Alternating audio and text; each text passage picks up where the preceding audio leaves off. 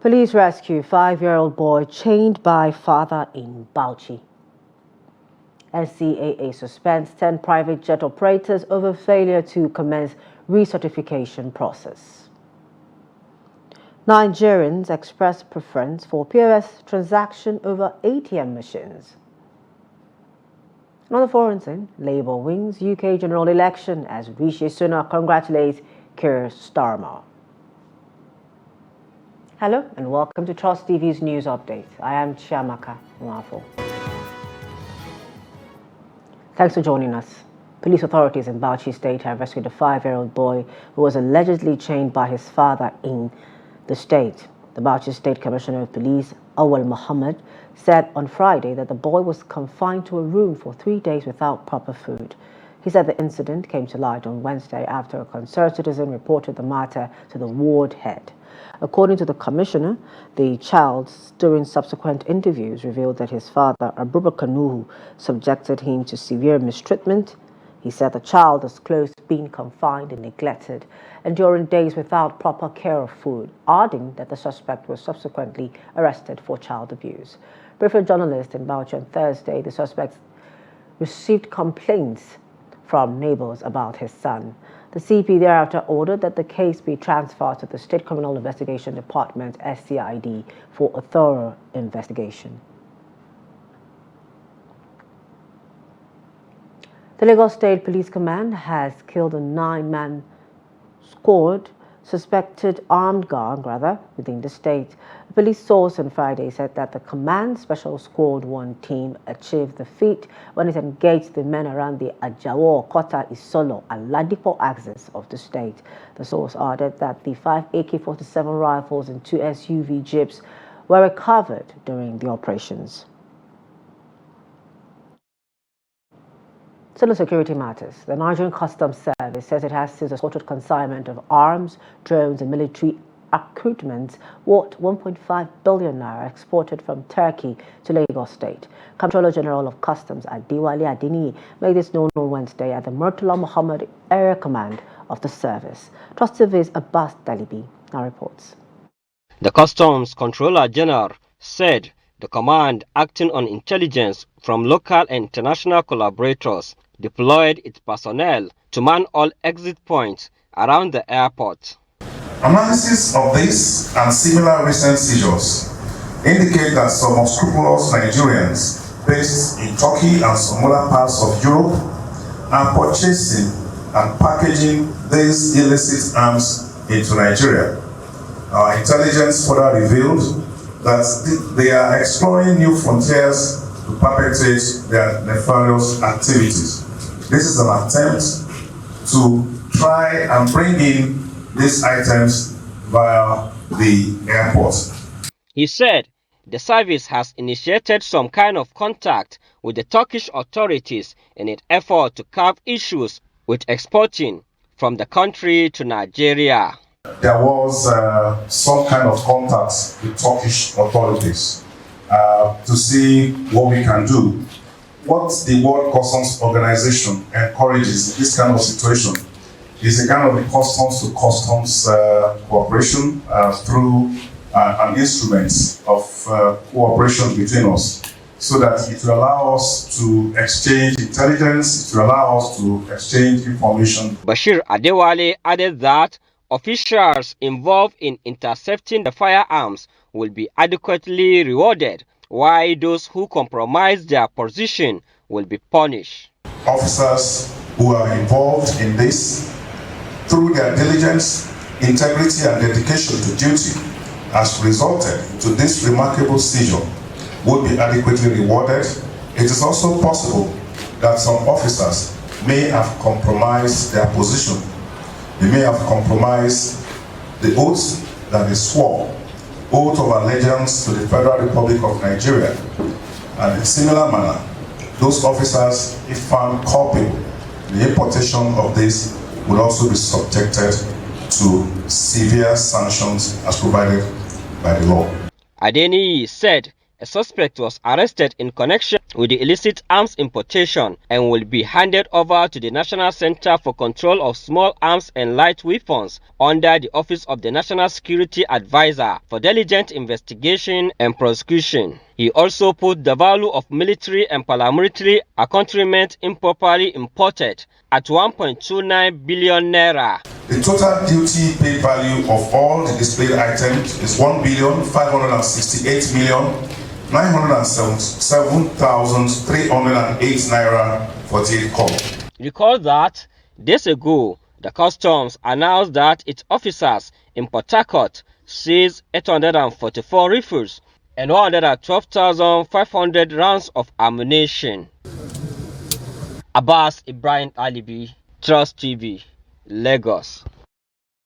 Over in Kano State, the police command has confirmed the arrest of over 100 suspects in connection with various crimes alleged to have been committed across the state.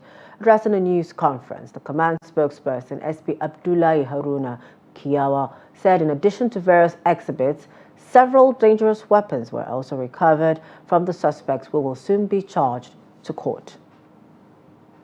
The command was able to arrest 106 suspected thugs and 25 armed robbery suspects, 2 suspected kidnappers, 3 suspected drug dealers, 3 suspected motor vehicle thieves, 2 suspected motorcycle thieves, as well as 8 suspected thieves for other stealings. Recovery. The command during the period under review was able to recover 1 pump-action rifle, 2 motor vehicles, 5 tricycles, 8 motorcycles, 58 knives, cutlasses, and pointed rods, popularly called dambida. The Nigerian Civil Aviation Authority, NCAA, has suspended 10 private jet operators over failure to commence the recertification process. A statement signed by NCAA's Director of Public Affairs and Consumer Protection, Michael Achimogo, said the suspension was rooted in its Nigeria Civil Aviation Regulations 2023 Part 18.3.4, which forbids holders of permits for non-commercial flights, PNCF, from using their aircraft for carriage of passengers, cargo, or mail for hire or reward, which is commercial operation or charter service. The authority also warned that it is illegal to engage PNCF holders for commercial purposes.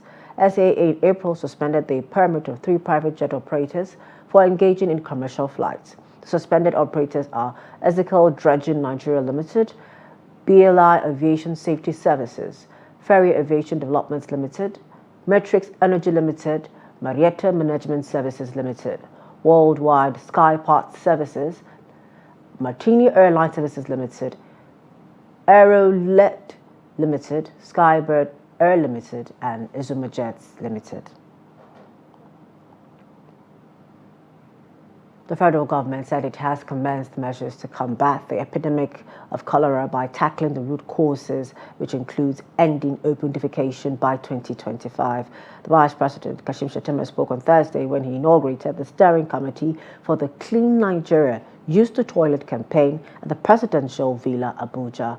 According to him, the 2018 Water and Sanitation Hygiene National Outcome revealed that approximately 47 million Nigerians, constituting 23% of the population, engaged in open defecation. He said that ending open defecation can be achieved by mobilizing strategic stakeholders and leveraging technology, as well as deploying innovative and sustainable solutions to boost the nation's sanitation landscape. Shettima will underscore the significance of hygiene, health, and its impact on development and wealth, urged the committee to align with broader government priorities and interventions in areas such as poverty reduction, education, and economic growth. The VP said the recently reported cases of cholera in the country should serve as a sufficient motivation for the committee to work harder, just as he directed members of the committee to craft solutions to handle wastewater management, contaminated water sources, and open defecation across the country. President Bola Tinubu is seeking a strategic partnership with the private sector to drive the reforms that will stabilize the Nigerian economy. To this end, he inaugurated on Thursday the Presidential Economic Coordinating Council. The PECC is made up of the President's economic team, the states represented by Chairman of the Governors Forum, and key leaders of the private sector. Kehinde Amodu tells us more. To facilitate the economic recovery efforts, the sum of 2 trillion naira has been set aside as Economic Stabilization Fund. I believe so much deeply in the organized private sector. The partnership to drive the economy of this country for reforms and stabilization. And the administration aims to systematically address the root causes of food insecurity. The strategy integrates economic reforms, targeted agricultural policies, and sustainable practices to establish a resilient food system capable of meeting Nigeria's nutritional needs sustainably. The Minister of Finance is insistent that the economy has been stabilized, and what remains is to build on the successes achieved. A 2 trillion naira package involving 350 billion naira funding for health and social welfare, 500 billion naira funding for agriculture and food security, 500 billion for the energy and power sector, and general business support of about 650 billion. In addition to a range of policy measures and tax measures. The target is to shore up energy and achieve the oil production of 2 million barrels a day. And in light of prevailing high food prices, it is not surprising that achieving food security is also up there on the agenda. We need to increase our oil production. As the coordinator said, the present target is 2 million barrels per day. Is it achievable? Yes, but we just need to do what we need to do to get to that level. And also, all of this is all about creating prosperity for our people. The senior people, the old people, the junior people, the struggling people, small, medium-scale enterprises. Like what I keep saying, our own issues are not that bad. This economy can be turned around within few months, and I think we're on that way. And I can assure you, you see a lot of changes coming. I know that everybody is in a hurry, but we have what it takes to turn around this economy. Every president has his own Economic Advisory Council, and the PECC may be another derivative of this under a new nomenclature. But now more than ever before, the country needs clear guidance after a few misstarts that will lead it out of the economic woods. From State House, Abuja, Kehinde Amodu, Trust TV News. It is still the news update on Trust TV. Up ahead. Nigerians express preference for POS transaction over ATM machines. When we return, please stay with us. Welcome back. Thanks for staying with us. If you're just joining us, this is the news update on Trust TV. A recap of our top stories. Police rescue 5-year-old boy chained by father in Bauchi. And we also let you know that NCAA suspends 10 private jet operators over failure to commence recertification process. Now, residents of the Federal Capital Territory have been speaking on their preference for point-of-sales transactions over automated teller machines, ATMs. This follows the proliferation of the POS points and the rise in their patronage over ATMs, despite the charges involved. Noel Sampson tells us more.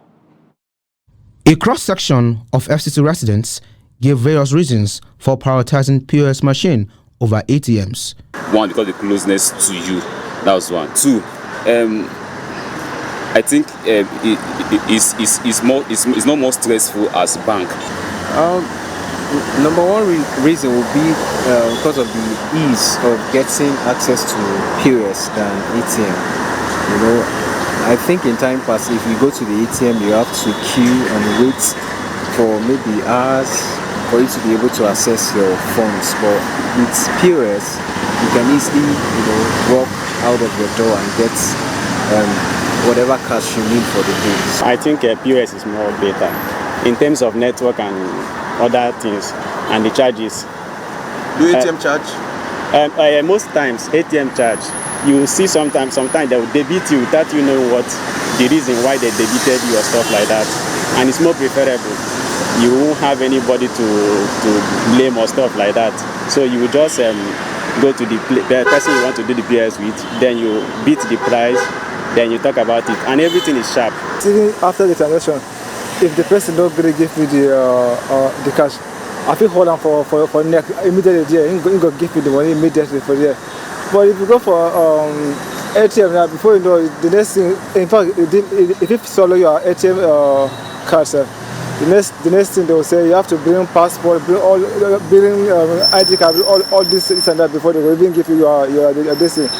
Ezekiel Smart, a POS operator, gives us a hint on how they deal with network glitches. We have a platform which once you just make a complaint, they can just reply with an immediate effect. Like we have active customer cares that are online, that are on the platform. So once once an agent make a complaint, they answer us very fast than going to the bank.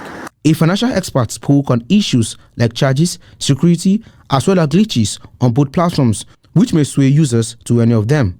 As of 2022, January to December, the total transactions on POS stand at 41 trillion.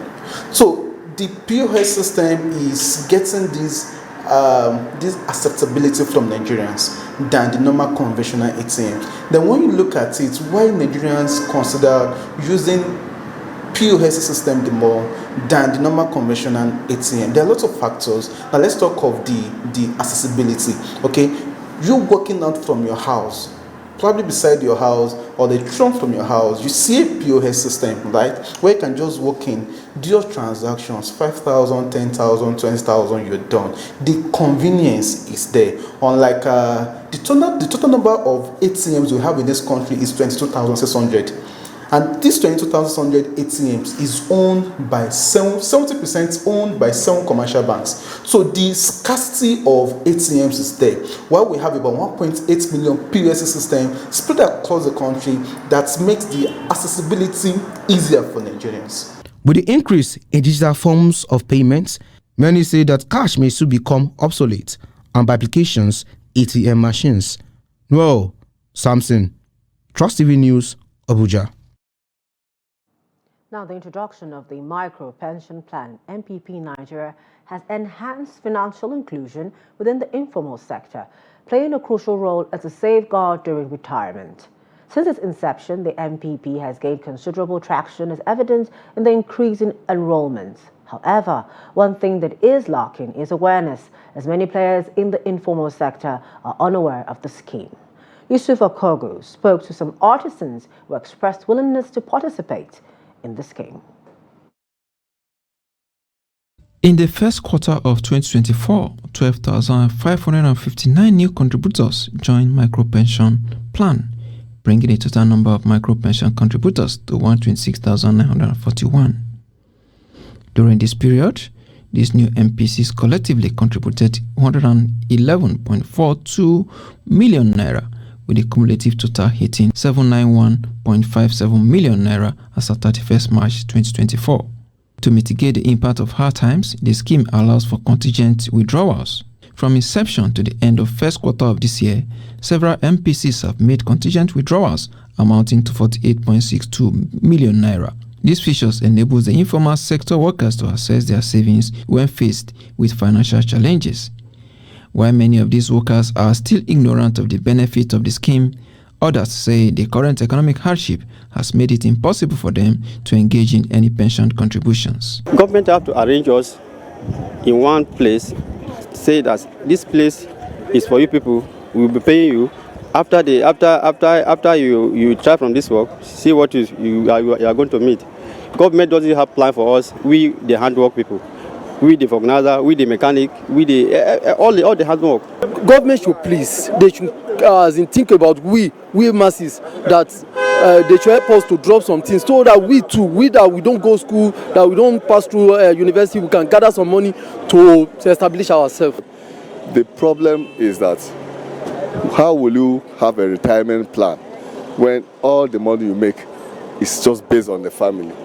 You can no longer save enough money, even for the family, even for yourself. While effort to speak with existing contributors did not yield positive results, pension administrators say the scheme considers the diverse income patterns within the informal sector, which allows participants to determine the frequency of making contributions. He said through MPP, financial inclusion effort of government can be deepened. Informal sector of the Nigerian economy caters for 80% of the output of the Nigerian economy. They give almost 60% contribution to the GDP. So that is a critical sector. That is why the National Pension Commission, they look at it that the whole of the contributory pension only caters for a less percentage of Nigerians.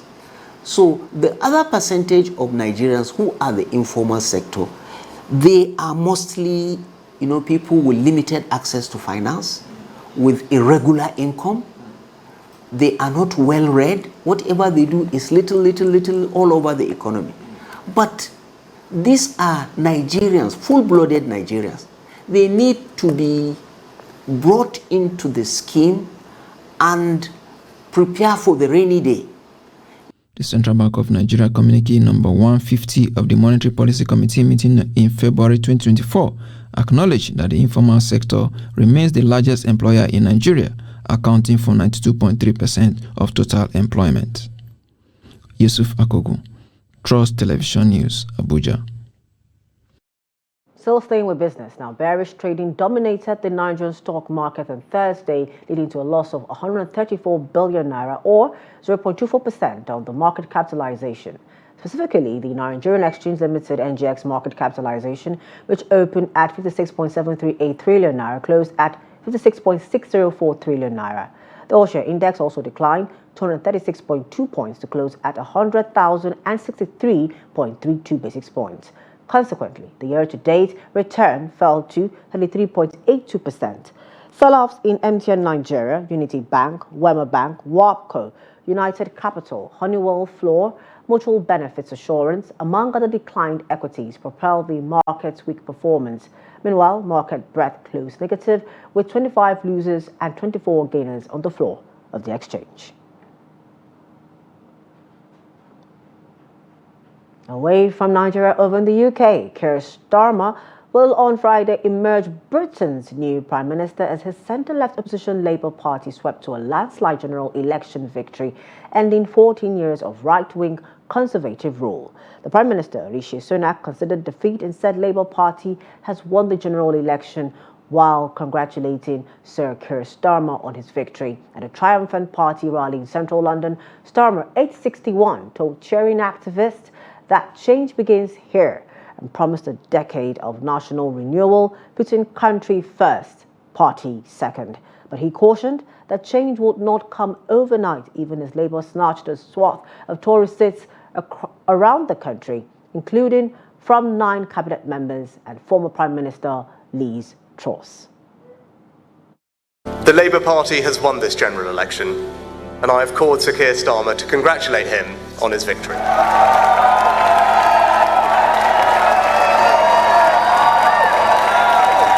Thank you. Today we start the next chapter, begin the work of change, the mission of national renewal, and start to rebuild our country. Thank you.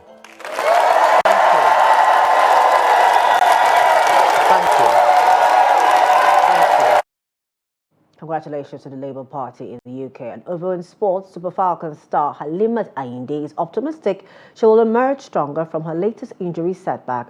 Ayinde was forced to pull out of Nigeria's squad for the 2024 Olympic Games after sustaining an injury in training at her Swedish club Rosengård. The 29-year-old has struggled to stay on her feet in recent times, missing crucial games for club and country. Reacting to the unfortunate incident, the defensive midfielder vowed to bounce back from the injury. And they also praised her club and teammates for their unwavering support. Super Falcons head coach Randy Waldrum is expected to name a replacement for the player in his squad for the Games. That's it for News Update at this hour. For more of our news, programs and documentaries, please do well to follow us on all our social media platforms and on our YouTube live stream. I am Chiamaka Nwafo. On behalf of the news production team, thank you for joining us.